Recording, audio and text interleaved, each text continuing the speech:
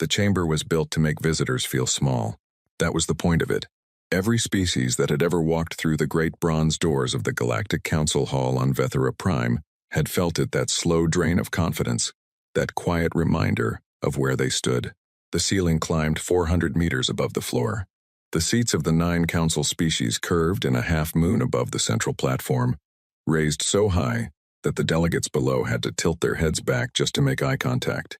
The walls were carved from black stone pulled from the oldest asteroid field in the galaxy, and the stone had tiny stars trapped inside it, frozen light from suns that had died 1 billion years ago. It was built to say, "You are nothing. We are everything." Ambassador Mara Chen walked to the center platform and looked up. She was 53 years old. She had gray in her hair and old scars on both hands from a mining accident on Europa when she was 22. She stood 1.65 meters in her flat shoes and weighed 61 kilograms. She did not look impressive. She did not try to.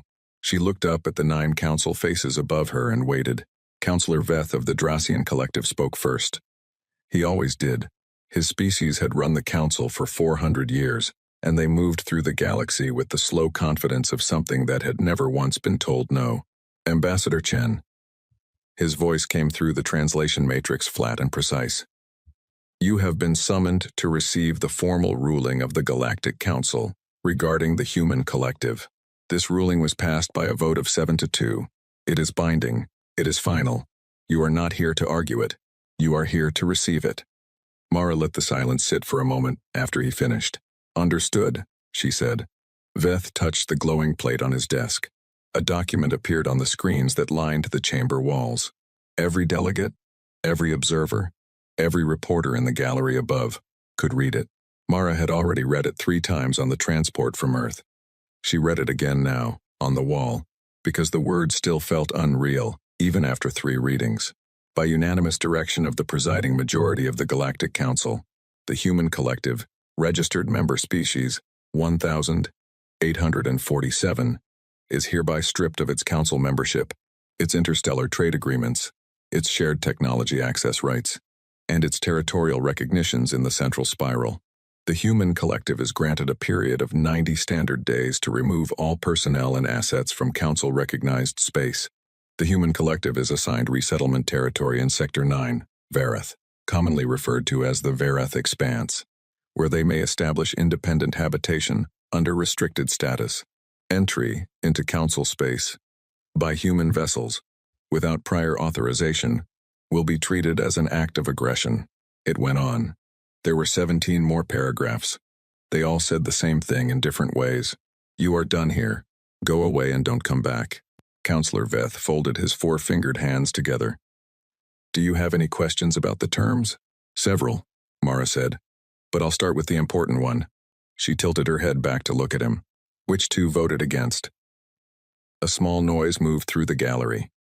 Something between surprise and amusement. Veth's face did not change. That is not relevant to. It's relevant to me. She looked along the row of council faces. She already knew. The Torvani and the Kashari, the 2 smallest species on the council. The 2 that humanity had spent the most time trading with, building relationships with, actually talking to, like equals, rather than subjects. She could see it in how they held themselves, slightly apart from the others. She nodded at them both, very slightly. They didn't nod back. They couldn't. But the Torvani delegate, a young female named Sura, let her secondary eyelids drop for just a moment. We tried. The grounds? Mara said, turning back to Veth. I want the grounds stated clearly, on the record, in this chamber, not in the document. Out loud. Veth was quiet for a moment. She could tell he did not like her. Species representatives usually tried to hide that. He had stopped trying somewhere around the 3rd year of the Terracon border dispute. The human collective has demonstrated, he said, a consistent pattern of unilateral aggression, disregard for council mediation processes, unauthorized military expansion, and cultural instability, incompatible with peaceful galactic coexistence. Cultural instability. Correct. You mean we don't do what we're told? I mean, Veth said, his voice dropping slightly, that your species has been a member of this council for 47 years. In that time, You have been involved in 11 border disputes. You have violated trade exclusion zones on 33 documented occasions. You have made independent contact with restricted species on 4 occasions. You have refused council arbitration 7 times. And you started a war. We finished a war, Mara said. The Velhari started it when they bombed 3 of our colony stations and killed 8,000 people.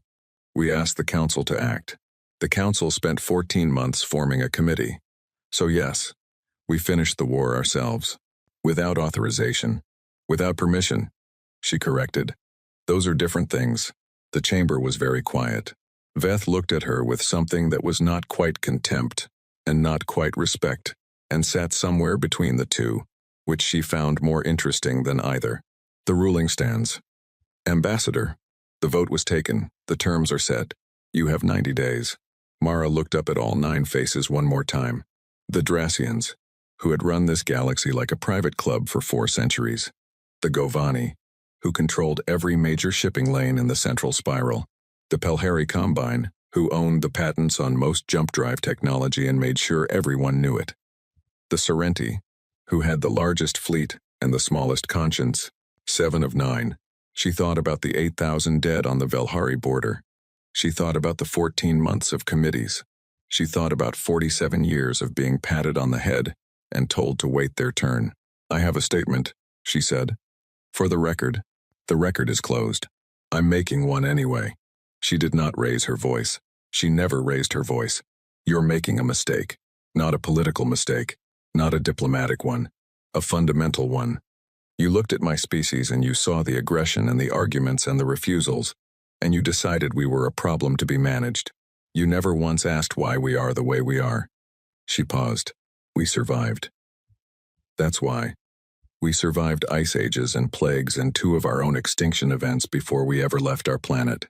We survived by fighting when we had to and building when we could and never, not once, accepting that the situation we were in was the situation we were stuck with. She looked at Veth. You're sending us to Vareth. I know what Vareth is. Dead rock and cold vacuum and nothing worth having. She let that sit. We've been there before. On our own planet. We know what to do with nothing. Nobody spoke. 90 days, she said. We'll be out in 60. She walked back through the bronze doors without waiting to be dismissed. She was right about 60 days. 58, actually. The human ships that left council space were not impressive. They were not meant to be. They were freighters and colony transports and 3 old military escorts that the council had technically ordered decommissioned 2 years ago, and that Earth had technically not gotten around to decommissioning. They carried people and equipment and seed stock and medical supplies and data cores with every piece of research and every technical document and every map and schematic that human engineers had spent 47 years quietly copying, not stealing, copying. Everything they had paid for with trade credits and labor and lives.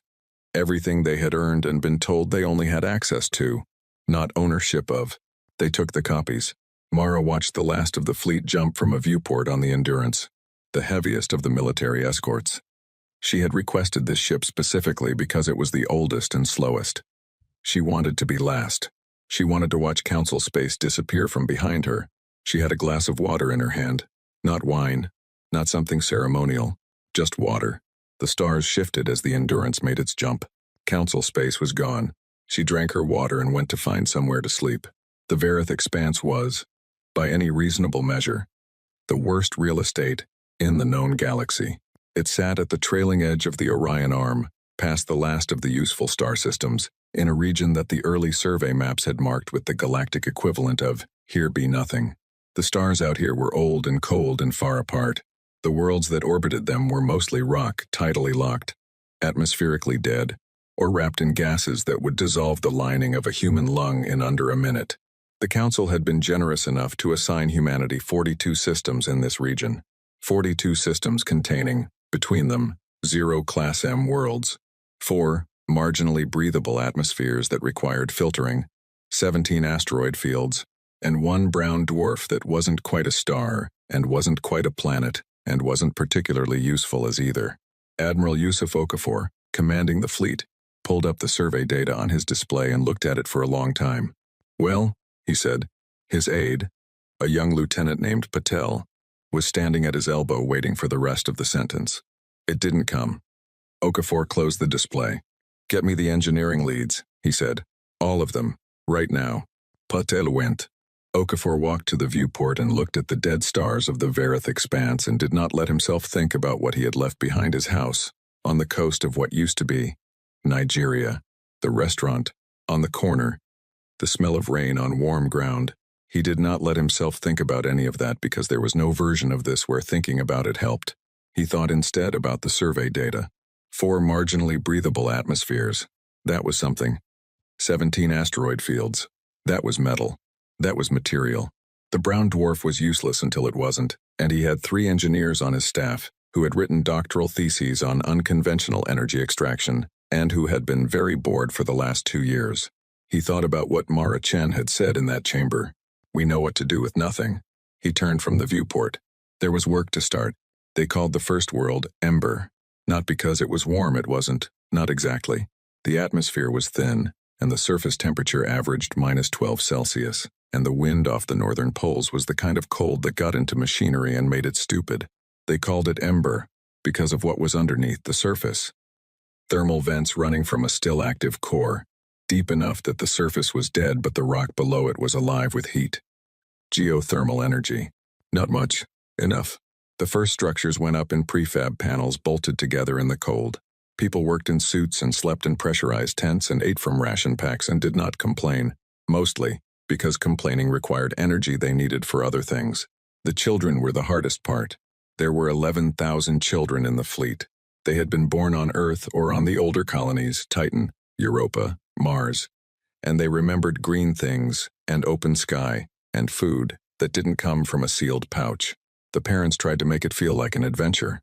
Some of them were very good at this. Others were less good. In the pressurized tent cities on Ember's southern plateau, you could hear, some nights, a child asking when they were going home. The adults had different answers. Some said soon, some said we are home, some said nothing at all. Mara Chen, who had no children of her own, sat with a 7-year-old boy named Theo one evening when his mother was working a double shift on the geothermal rig. Theo had been crying, not loudly, just the small, steady kind of crying that comes from being very tired and very confused. "Are we in trouble?" he asked her. She thought about lying. She was a diplomat. She was very good at it. "Yes," she said. Theo thought about this. "Are we going to be okay?" She looked at the tent walls, thin as paper between them and the killing cold outside. She looked at the lights strung from the roof. Warm yellow, powered by a geothermal tap that 3 engineers had built from parts stripped from 3 different systems, because none of them had been designed for this, but all of them had been smart enough to make it work anyway. "Yes," she said. She meant that one too. Outside, the wind hit the tent like a fist. The lights flickered once and held. Theo wiped his face on his sleeve and fell asleep against her arm.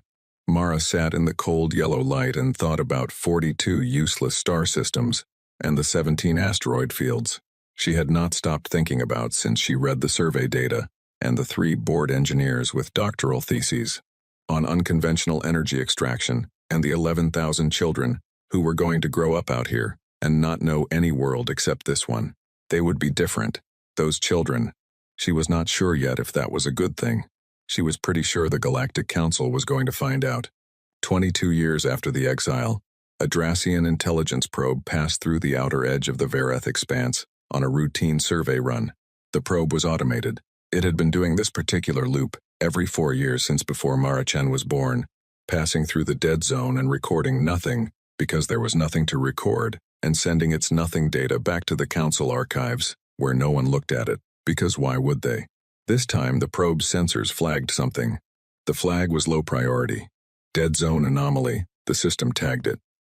The data sat in the Council archive queue for 11 months, before a junior analyst named Sovi pulled it for a routine audit clearance. She looked at it for a long time. Then she pulled it again, because she thought her display was malfunctioning. It was not malfunctioning. She took it to her supervisor. Her supervisor took it to his department head. The department head called a private meeting with 2 members of the Drassian Intelligence Committee. And that meeting went very long. And when it was over, all 4 of them sat quietly for a while looking at the data. The probe had recorded 11 active settlements across 3 systems, orbital stations, mining infrastructure on 6 asteroid bodies, what appeared to be a functioning shipyard at the 4th planet of Verath, 7 power signatures consistent with industrial manufacturing at 2 sites on the surface of a world the survey maps had listed as uninhabitable, and ships, 41 ships on the probe sensors, moving between the settlements in regular patterns, not military, not yet, but built, purpose-built, with drive signatures that didn't match any known human design from before the exile. They've been busy, the department head said. Nobody laughed.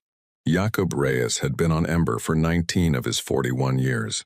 He had arrived as a 22-year-old structural engineer with a head full of theory and absolutely no practical experience with the specific problem of building pressurized habitats on a world that actively wanted to kill you, he had learned. The learning had cost him 2 fingers on his left hand frostbite. Year 3. A stupid mistake he never made again, and most of his hair, which had gone white by the time he was 35, not from age but from stress. Or so his wife Amara claimed. And she was probably right. He ran the construction authority for Ember now, a title that sounded important and mostly meant he spent 14 hours a day solving problems that should not have been possible to solve. Today's problem was the dome on Ember's northern agricultural sector, which had developed a microfracture along its eastern seam that the automated sealant system had failed to catch because the automated sealant system was 12 years old and running on components that had been repaired so many times. They were barely recognizable as the original parts anymore. Jakob was inside the dome, standing on a scaffold 40 meters up, looking at the fracture with a light and his remaining 8 fingers and his eyes. Below him, 2,000 square meters of hydroponic growing racks stretched out in rows, wheat and soy, and the engineered leafy greens that the nutritionists had spent 8 years modifying to grow in artificial light. Real food. Actual food that grew in actual soil, even if the soil was processed. Substrate built from asteroid rock and bacterial cultures, and a great deal of very precise chemistry. This dome fed 30,000 people. The fracture was 8 centimeters long. It would be 40 centimeters long by morning if he didn't do something about it right now. He had the right materials. He always had the right materials now that had taken 7 years to get right. The supply chain, the mining operations, the processing facilities, but it was right now and he was proud of that in the way he was proud of all of it, quietly and without ceremony. The way you're proud of something that almost killed you. He worked for 3 hours on the scaffold in the cold filtered air of the dome, sealing the fracture millimeter by millimeter with a process he had invented himself in year 9 because the standard process hadn't worked and he'd been out of options. And it had been that, or let the dome fail. The wheat moved gently below him in the circulation fans. When he was done, he climbed down and walked out through the airlock and stood for a moment on the surface of Ember, looking up at a sky that was dark amber at the edges from the distant cold sun. His breath made clouds. His suit's heater made a small complaining sound it had been making for 2 months that he kept meaning to fix. He thought, not for the first time, about the planet he had grown up on. About the sky there, blue and deep and full of clouds that moved and changed shape. About the smell of cut grass. He was 30 years old before he understood that cut grass had a smell. He hadn't known. He had never thought to wonder about it when he had it. He did not let himself think about this often. There was no useful version of it. He walked back toward the settlement. The thing that the Dracian probe had missed because it was looking for the things it knew to look for was what was happening underground. In the early years, building underground had been necessity. The surface of most Verath worlds was hostile. Radiation, cold, toxic chemistry in the upper atmosphere. You went underground to survive. You went underground because it was warmer and safer, and you could seal it and pressurize it and make it something a human body could exist in without a suit. What nobody had planned was what happened when you put several 100,000 humans underground with nothing to do in their off hours except think. They had brought the libraries. All of them. The data cores that left council space held copies of every book, every scientific paper, every engineering manual, every historical record, every medical database, every archive that humanity had assembled in its entire recorded existence. They had brought it all, and underground on the Verath worlds, with limited entertainment and no council oversight and nothing but time between shifts, people read. And then they started talking to each other across the settlement network. And then, because humans are what they are, they started arguing. The arguments were mostly productive. The engineers argued about structure and materials and drive design. The scientists argued about biology and chemistry and physics. The doctors argued about medicine and nutrition and the specific health effects of living underground under artificial light for years at a time. The teachers argued about curriculum. The politicians argued about governance, about what kind of society they were building out here in the dark, whether it should look like what they'd left, or whether exile had earned them the right to try something new. It was from these arguments, specifically from a 3-year-long running argument between a drive engineer named Petra Vasquez and a physicist named Ro Kim, about whether the standard jump drive equations were actually optimal or just the ones everyone had agreed on because the council's patents made alternatives financially non-viable, that the Ember drive came. They called it that because that's where they figured it out. On Ember, in a converted storage room that smelled like machine oil and bad coffee, at 2 in the morning on a Tuesday. The standard jump drive worked by creating a fold in space using an enormous sustained energy discharge. It was effective. It was reliable. It was also incredibly power-hungry, which was why small ships couldn't do it, and why the fuel costs kept interstellar trade expensive enough that the Govani, who controlled the fuel production, stayed very rich. The Ember drive did not fold space. It did something that Ro Kim spent 45 minutes explaining to Jakob Reyes, who had been pulled out of bed to see it, and that Jakob understood at roughly the 60% level, which was enough. The simplest version was this. Instead of bending space toward you, you pushed yourself sideways through a dimension that space didn't know was there. Lateral. Oblique. Through a gap that the standard physics said didn't exist, and that the standard physics was wrong about. The power requirement was 1/8 that of a standard jump drive. The range was 3 times greater. Jakob stood in the storage room at 2:30 in the morning, looking at the equations on the whiteboard and the very small test device on the workbench that had, 20 minutes ago, displaced a 1-kilogram steel ball 2.3 kilometers to the left and returned it intact. He said nothing for a long time. "Does the council know this is possible?" he finally asked. Petra and Ro looked at each other. "The council scientists would have found it eventually," Ro said. "Maybe. But they didn't. They didn't need to. The standard drive works fine if you're rich enough to pay for the fuel." Ro shrugged. "We weren't." Jakob looked at the steel ball. It sat on the workbench looking completely ordinary. He picked it up. It was cold. He thought about what this meant. He thought about it very carefully, because he was the kind of person who thought about things carefully before he said them. "Tell no one outside this room," he said. "Not yet." Petra frowned. "Why?" "Because right now we have an advantage. A real one. Not a bigger dome, or a better sealant, or a more efficient hydroponic rack. An actual, genuine, structural advantage over every other species in the galaxy." He set the ball down. "I want to know what we're going to do with it before anyone else knows we have it." Mara Chen was 71 years old, and mostly retired when they told her about the drive. She sat in her quarters on Ember she had never left. She had never wanted to, and listened to Jakob explain it, and looked at Ro Kim's equations on the small display, and then sat quietly for a while. "How long to build a full-scale drive?" she asked. "Working version? 2 years. Maybe 18 months if we pull the right teams. And the settlements. Where are we on population? Across all 12 inhabited worlds, we're at 4.2 million, growing. The birth rate out here is..." He paused. "The birth rate is high. People have more children when they're building something, apparently." She had noticed this. She had not commented on it because it was not the kind of thing she commented on. But she had noticed. 4.2 million people. 22 years ago, she had walked through bronze doors and been told to leave. She had walked out with a fleet of ships, and a population that had been afraid and exhausted, and had no idea what they were walking into. 4 million people.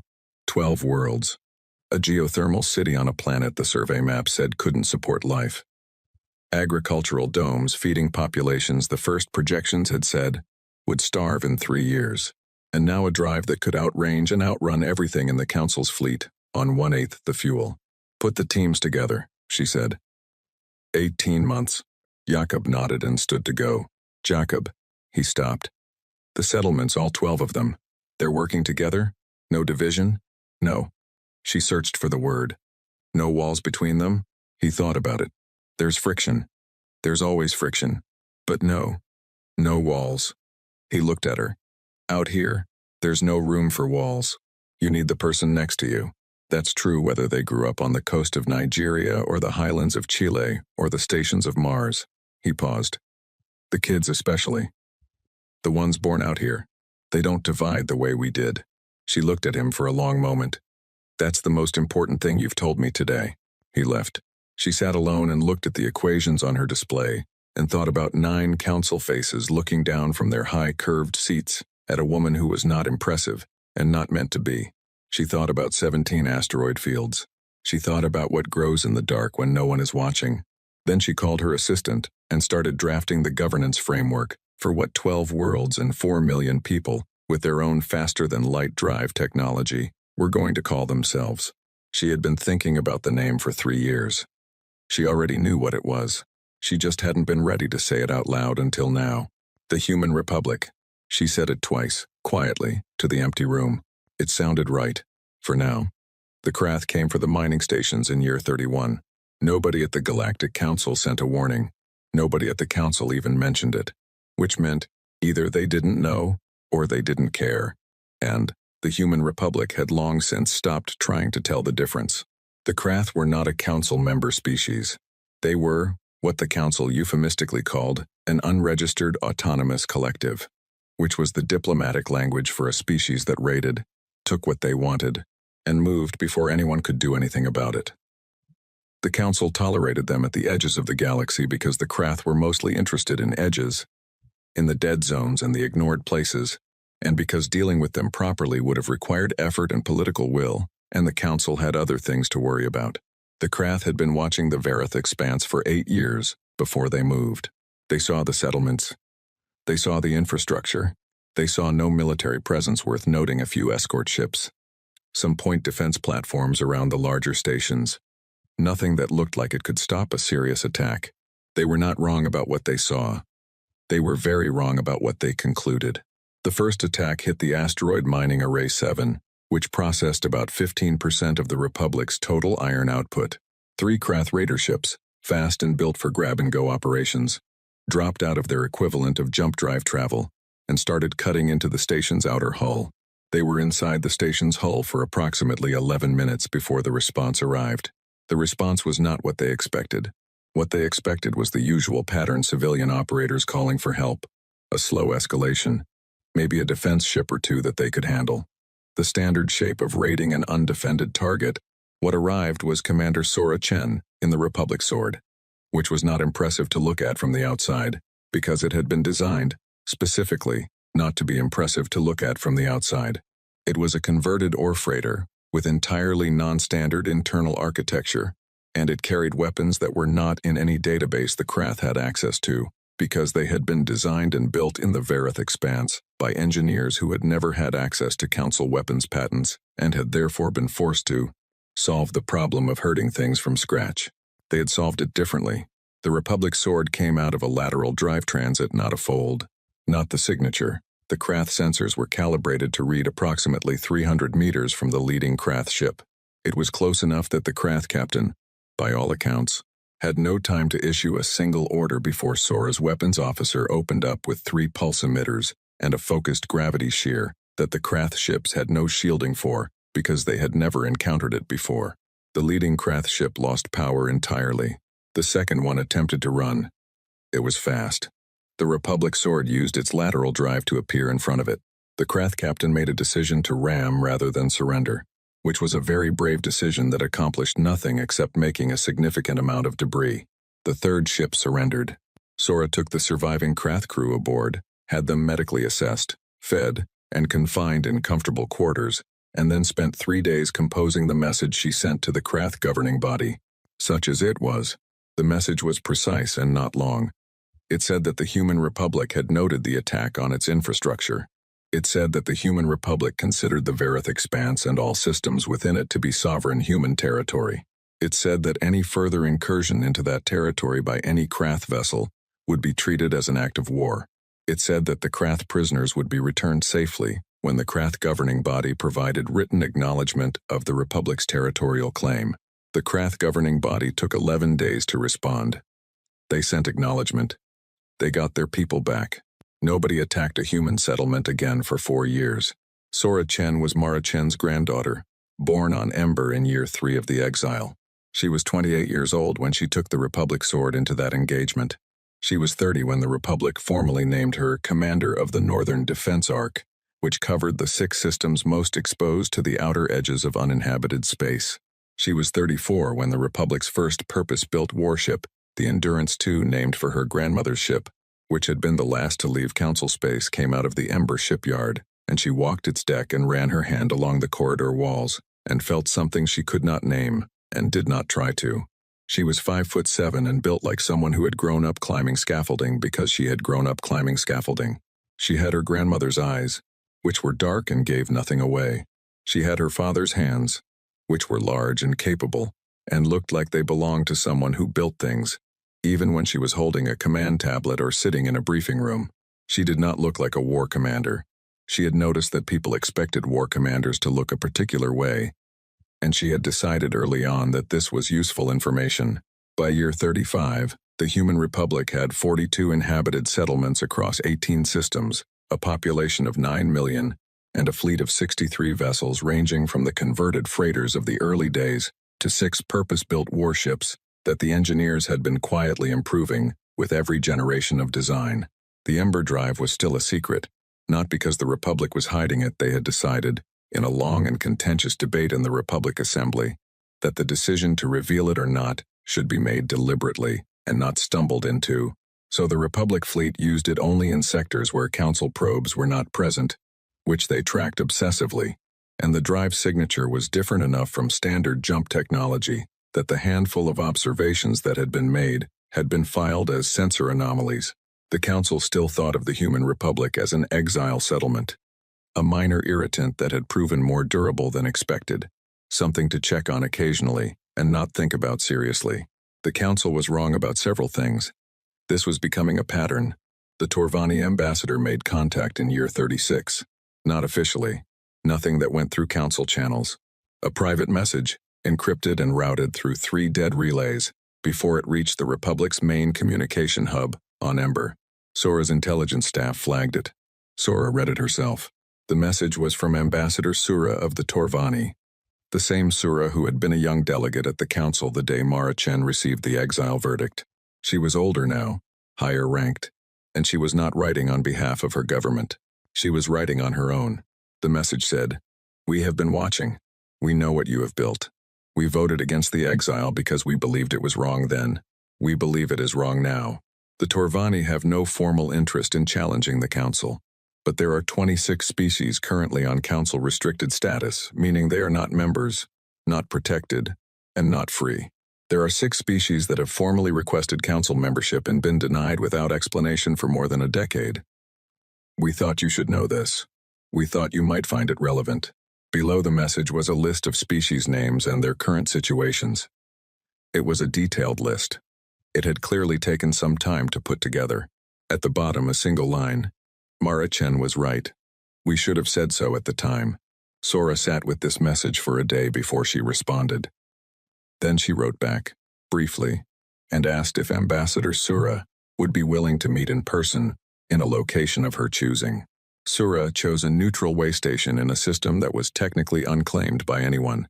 They met there, just the 2 of them and minimal staff, and talked for 6 hours. Sura came back with something more valuable than any military asset she could have acquired. She came back with intelligence about every weakness in the Council's internal structure, every species that resented Dracian dominance, every dispute that had been papered over with political compromise and was quietly rotting underneath. She came back, knowing where the cracks were. She also came back with the beginning of something she had not expected, a genuine conversation. A Torvani who had watched her grandmother walk through bronze doors 40 years ago and still thought about it. A species that had voted against exile not out of strategic interest but because it was wrong. She had grown up thinking about the galaxy as a place that had thrown humanity away. She was starting to understand it was more complicated than that. There were voices out there that had not wanted this, that had been ignored. That was important. It was important in a way she was going to think about carefully. Year 38.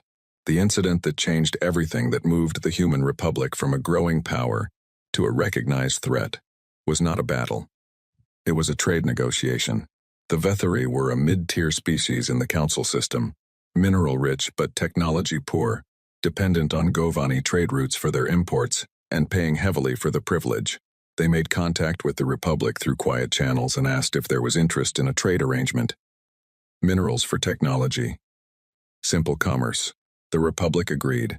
The deal was done in standard Republic fashion, straightforward, specific, fair to both sides, no hidden fees, no dependency clauses, no language that would give the Republic leverage over Vethari affairs in 5 years when someone read the fine print.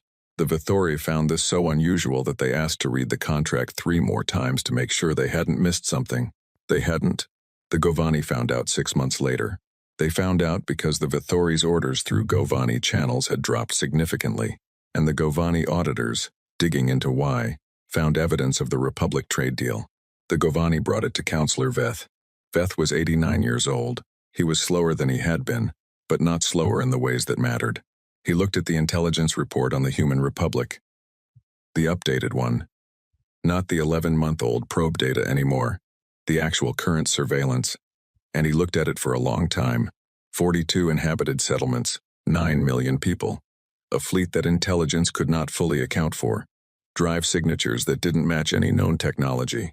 An independent trade deal with the Vethari that had been structured to create goodwill rather than leverage. He thought about what the human ambassador had said 40 years ago. We know what to do with nothing. They've been busy, he said. It was the same thing the department head had said 2 years ago. Nobody laughed then either. How do we want to handle this? His aide asked. Veth looked at the report. He thought about the vote 40 years ago. 7-2. He thought about whether he would make the same vote today. He would. Of course he would. The reasons were the same. But he was beginning to think that the reasons had not accounted for something important. Something about what happens when you exile a species that survived 2 extinction events on its home planet and then hand them 42 star systems and leave them alone for 4 decades. Increased surveillance on all Varith systems, he said. I want full intelligence updates on the Republic fleet. Size, composition, capability. And I want a diplomatic contact, drafted formal, from the Council, acknowledging the Republic's existence as an organized body.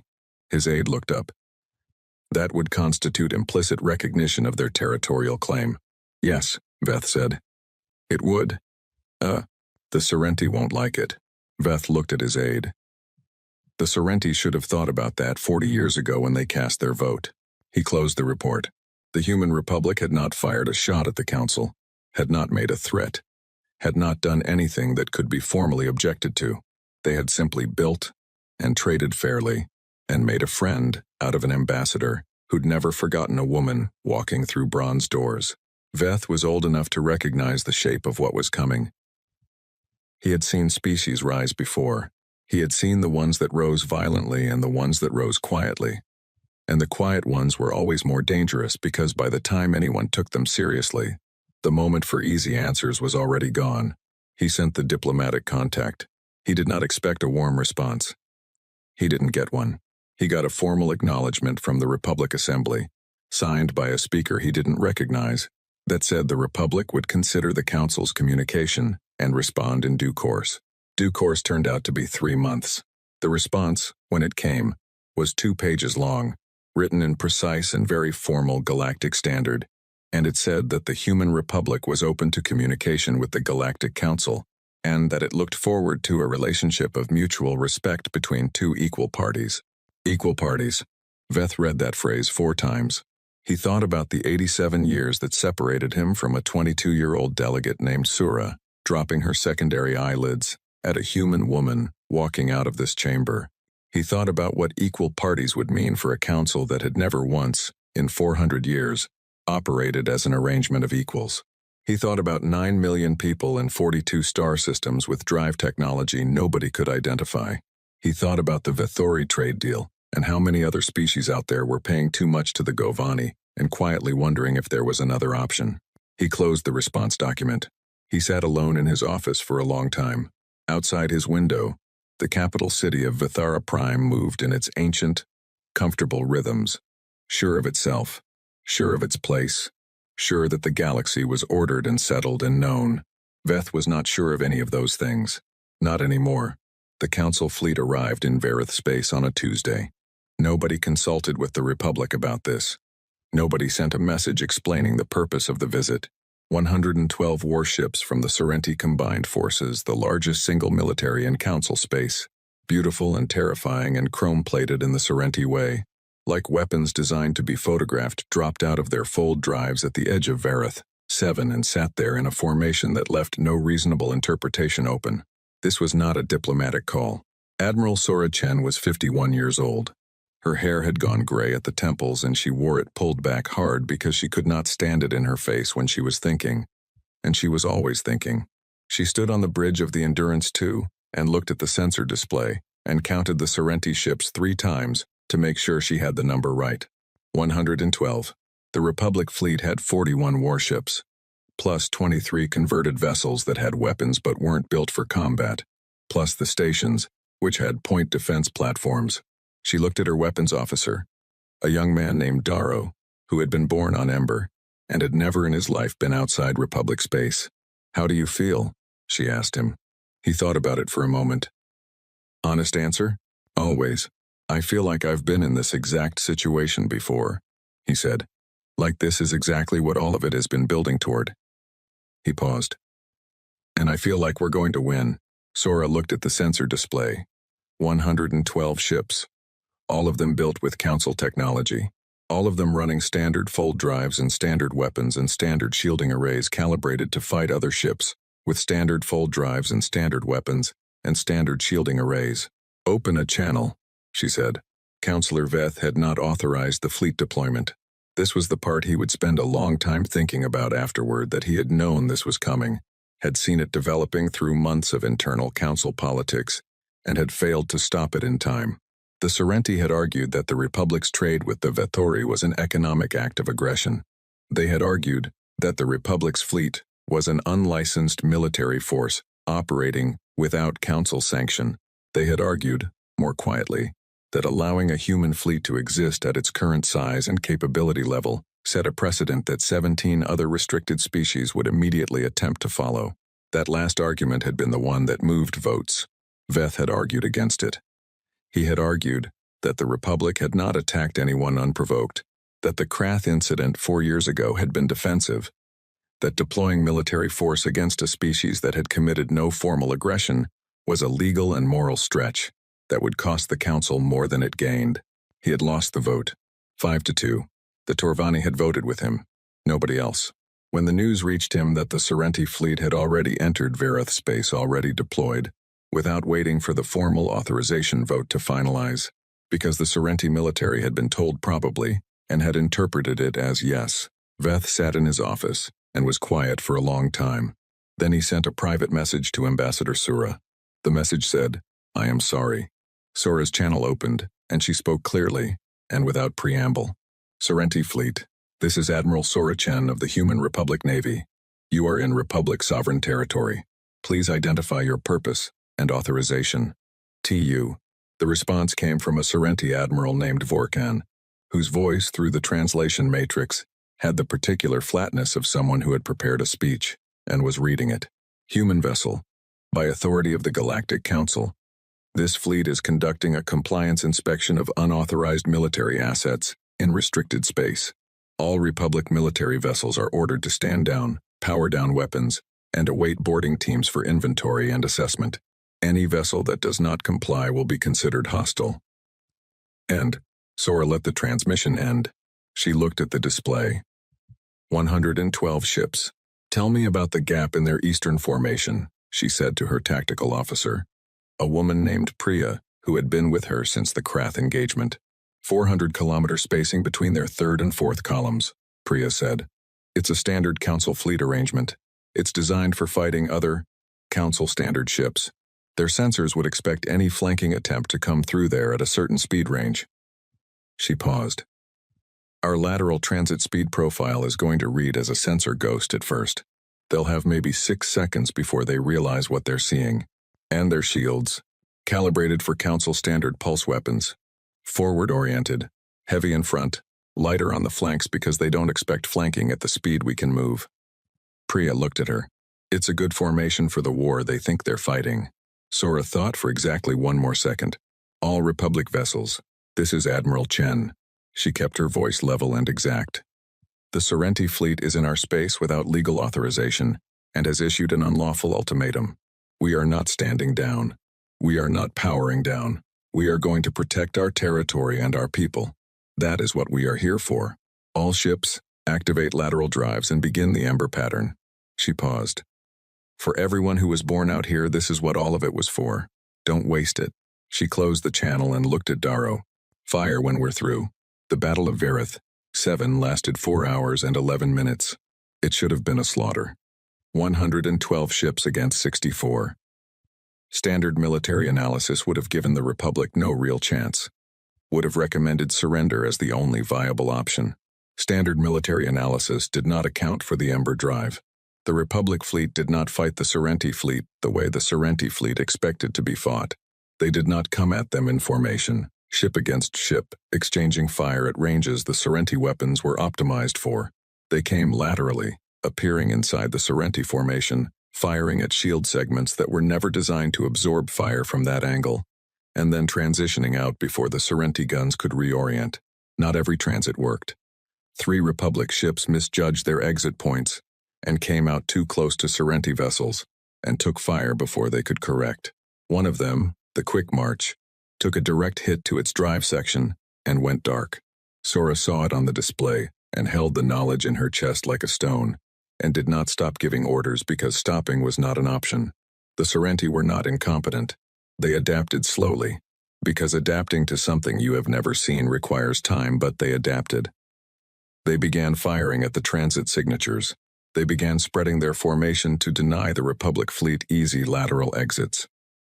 They were good at what they did.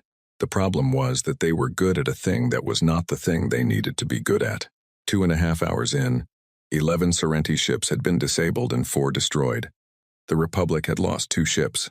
The Sorrenti Admiral Vorkan made a decision that was, from a military standpoint, reasonable.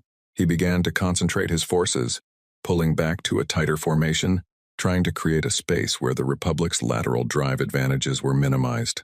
He pulled back toward the edge of the system, into the asteroid field at Vareth, 7's outer boundary, where the Republic had spent 30 years placing things that were not on any chart the Sorrenti had been given. The Republic's defensive infrastructure was not beautiful. It was not chrome-plated. It was built from asteroid rock and salvaged components and 30 years of extremely motivated engineering, and it had been designed for exactly this. For a larger fleet, trying to use the asteroid field as cover. When the Sorrenti formation crossed into the field, the automated defense network activated. It was not a massacre. Sora had not built it to be a massacre. It was a box, a set of overlapping fields of fire that made the Sorrenti formation untenable, that forced ships to scatter, that broke the concentrated formation Vorkan had been building. Ships that scattered became vulnerable to the Republic fleet that was already in lateral position around the field's edges. At 4 hours and 11 minutes, Admiral Vorkan transmitted a request for ceasefire. Sora granted it immediately. She granted it because she was not here to destroy a fleet. She was here to demonstrate something, and the demonstration was complete. The ceasefire was temporary. Everyone understood this, and both sides used it to communicate back to their respective governing bodies. Vorkan reported to the Council. Sora reported to the Republic Assembly. Then Sora did something nobody expected. She called Vorkan directly, on a private channel, and asked if his wounded needed assistance. The Quick March was dark but not destroyed, and its crew were alive in emergency suits. She asked if Sorrenti medical teams wanted access to Republic medical facilities on Vareth, 7 for their own casualties. Vorkan was quiet for a long time. Why? He asked. Because your people are hurt, Sora said. And we have the facilities. She paused. And because I don't want to fight you again. Another long pause. What do you want? Vorkan asked. Not hostile. Genuinely asking. Recognition? Sora said. Of our territory, of our sovereignty, of our right to exist as an independent power. That's it. That's the whole list. We're not asking for council membership back. We're not asking for trade rights or access or anything we don't already have. She looked at the display, at the scattered Sorrenti formation, at the asteroids of Vareth, 7 that her people had spent 30 years turning into something. We just want them to stop pretending we're not here. The Republic Assembly met in emergency session 3 days later. The debate ran for 16 hours. At the end of it, the vote was not close. The Human Republic formally dissolved. What replaced it was not smaller and not quieter and did not use the word republic. Because a republic was something that asked permission to exist, and they were past asking. The human empire. Not because they wanted to conquer, not because they planned to rule species that did not want to be ruled. The name was a statement of fact. The same way the sky was a statement of fact and the cold was a statement of fact and the dead stars of the Vareth expanse were a statement of fact. They had built something here. They had built it out of nothing and cold and exile and the specific stubbornness of a species that had never once accepted the situation it was born into. It was an empire. They were going to call it one. Sora Chen, standing before the assembly, as the vote was announced, felt something move through her that she did not know how to name. Her grandmother had stood in a bronze-doored chamber 40 years ago and been told to leave. Her grandmother had walked through those doors and not looked back. She thought about Mara Chen, who had died on Ember 8 years ago, in her quarters, at the age of 79, and who had asked, near the end, to be buried on the surface of the planet rather than inside it. They had built a pressurized memorial dome for her, out on the amber-lit plateau. The wheat fields were visible from inside it. Sora thought about the children who had cried in the pressurized tents, asking when they were going home. They were home. They had always been going to be home here. It had just taken time to build it. The Empire stands, she said. It was not a speech. It was an announcement of a fact. The assembly responded with something between applause and something older, the sound of people who had been told they were nothing, discovering that they had become something entirely else. Outside the assembly dome, on the surface of Ember, the amber sky did what it always did. It didn't care what anything was called. The wind came off the northern pole and the dome held, as it always had, as it was built to,